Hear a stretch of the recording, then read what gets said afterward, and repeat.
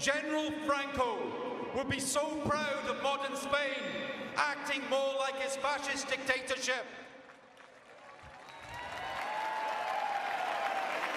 Proud of the actions of Rajoy, the judges, the thugs in uniform, and of course now that so-called socialist Pedro Sanchez.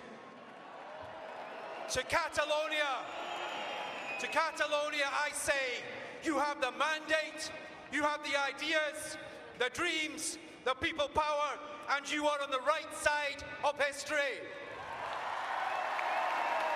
Prime Minister Pedro Sanchez says he wants a political solution rather than a judicial solution.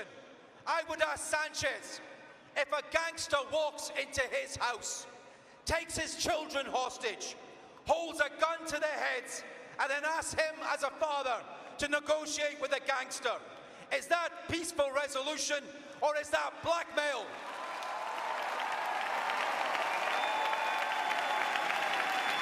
Is that peaceful negotiation, Pedro Sanchez, or is that state terrorism? If Sanchez is truly interested in a political solution, then free all the political prisoners without condition and allow all the exiles to return home.